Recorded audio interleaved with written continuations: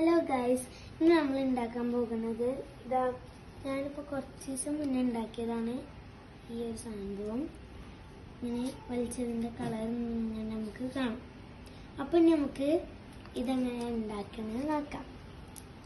First നമുക്ക് വേണ്ടത് ചെറിയൊരു A4 ഷീറ്റാണ്. ഇത് നമ്മൾ എന്ത് ചെയ്യുക, അത് കഴിയുമ്പോൾ നമ്മൾ ഇതേമാതിരി ഒരു ചിത്രം ഒരു കളറിൻ്റെ ആരിങ്ങനെ ചിത്രം വരച്ചെടുക്കുക. ശേഷം അതിന് നമ്മളെല്ലാം ഔട്ട്ലൈൻ ചെയ്യാണ്.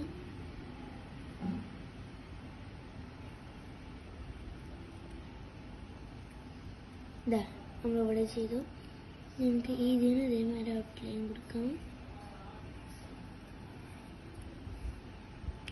നമുക്ക് എന്ത് ചെയ്യണം, നമുക്ക് ഇഷ്ടപ്പെട്ടൊരു കളർ എടുക്കാം. ഏത് കളറാണെങ്കിലും എടുക്കാം. ഞാൻ എടുക്കുന്നത് പിങ്കാണ്. ഇത് പിങ്ക് കളർ എടുക്കുന്നുണ്ട്. കൊടുക്കുന്നുണ്ട്. നമുക്ക് നിങ്ങളെ ഇഷ്ടമുള്ള കളർ കൊടുക്കാം. ചിലർക്ക് ഏത് കളേഴ്സും, ഓരോരുത്തർക്ക് ഓരോ കളേഴ്സല്ല ഇഷ്ടം. അപ്പം ഇനി ഓരോ ഇതിനും ഓരോ കളേഴ്സ് കൊടുക്കുന്നത്. ഫസ്റ്റത്തെ ഞാൻ പിങ്കാണ് കൊടുത്തത്. സെക്കൻഡ് ഞാൻ കൊടുക്കുന്നത് ബ്ലൂ ആണ്.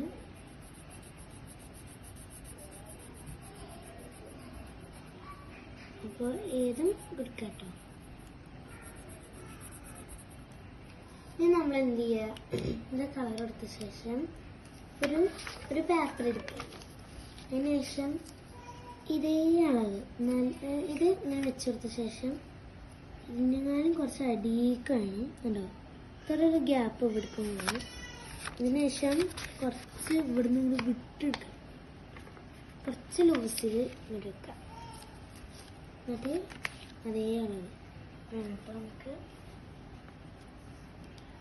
ഞാൻ ഈ ഒരു ബ്ലൂ മാർക്കർ കൊണ്ട് ഇതെങ്ങനെ കുറച്ചിങ്ങോട്ട് അടയാളാക്കാം. നമുക്ക് കുറച്ച് ഇങ്ങോട്ടാക്കി എടുക്കാം.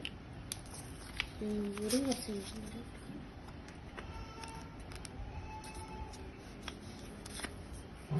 ഇവിടെ നമ്മൾ ഇനി നമുക്ക് എന്ത് ചെയ്യാം, ഇത് വെട്ടിക്കൊടുക്കാം.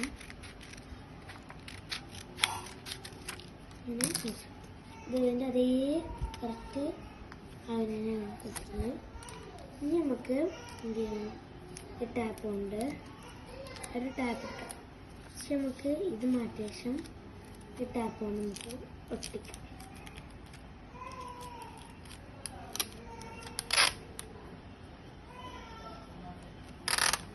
കുറച്ചൊരു വലുപ്പത്തിൽ ഞാൻ എടുത്തിരുന്നു. ഏകദേശം ഒരു കറക്റ്റ് അളവ് കുറച്ചൊരു എടുത്തിരുന്നു. ഇനി നമുക്ക് അത് ഇവിടേക്കും ചേർക്കാം.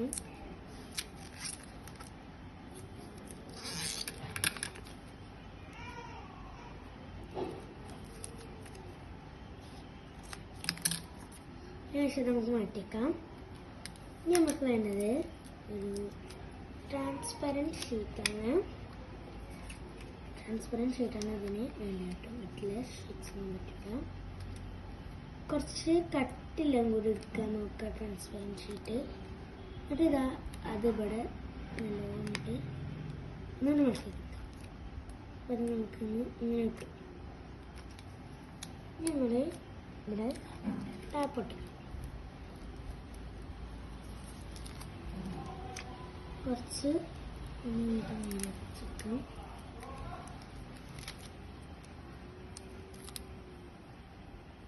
ഒരേ ഓയിൽ തന്നെ ഇട്ട് വെച്ചാൽ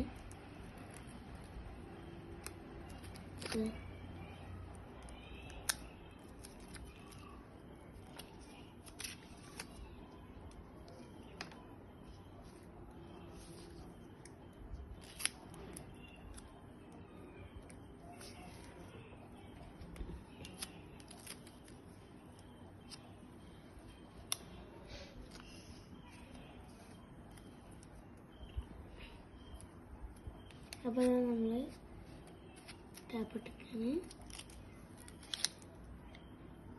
ഒരേ അളവ് വരാൻ നോക്കുക. ഞാൻ ചെയ്യുമ്പോൾ തന്നെ എനിക്ക് കുറേ അളവ് വ്യത്യാസം വരുന്നുണ്ട്. ഒട്ടിച്ചു. ഇവിടെ ഒന്നും ഒട്ടിക്കണ്ട, ഈ ഒരു ഭാഗം മാത്രം ഒട്ടിച്ചാൽ മതി. ബാക്കി ടാപ്പ് നമുക്ക് എന്ത് ചെയ്യാം, എടുക്കാം. അപ്പോൾ നമ്മൾ ഇവിടെ വെച്ചു. ഇനി നമുക്ക് എന്ത് ചെയ്യാം, നമ്മളെ ഒന്നെങ്കിൽ CD മാർക്ക് എടുക്കുക, അല്ലെങ്കിൽ അക്രിലിക്കോ അങ്ങനെ എന്തെങ്കിലുമൊക്കെ എടുക്കുക. എന്നിട്ട് ഇതിൻ്റെ കറക്റ്റ് ഇതിൽ തന്നെ മേൽക്കൂടി ഇങ്ങനെ വരച്ചെടുക്കുക.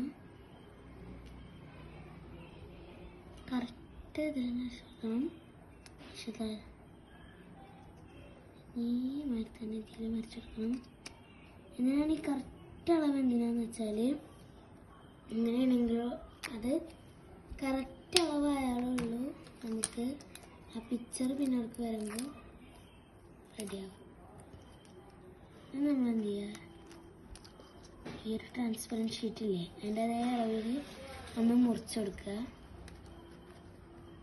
കുറച്ച് അടിക്ക് മുറിച്ചെടുക്കുക. എന്നിട്ട്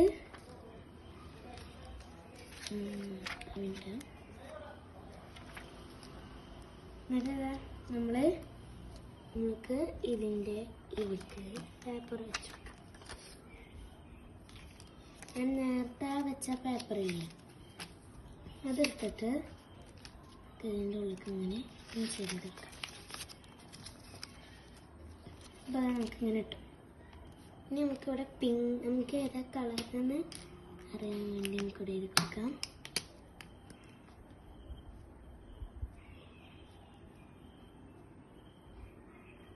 ഇവിടെ പിങ്ക്, അടുത്ത് നമ്മൾ ബ്ലൂ വരെ ചെയ്തപ്പോൾ നമുക്ക് ബ്ലൂ എന്നും കൂടി എഴുതി കൊടുക്കാം.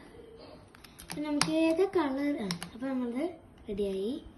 ഏത് കളർ പക്ഷേ എന്താണ് സംഭവം അറിയില്ലല്ലോ, കണ്ടോ അടിപൊളി ഉണ്ടാക്കിയിട്ടുണ്ട്.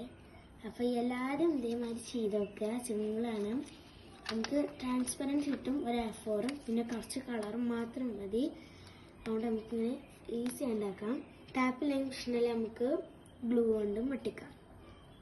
അപ്പോൾ എല്ലാവരും എൻ്റെ വീഡിയോ ലൈക്ക് ചെയ്യണം, ഷെയർ ചെയ്യണം, സബ്സ്ക്രൈബ് ചെയ്യണം. അടുത്ത വീഡിയോയുമായി വരുന്നവരെ ബൈ ബൈ.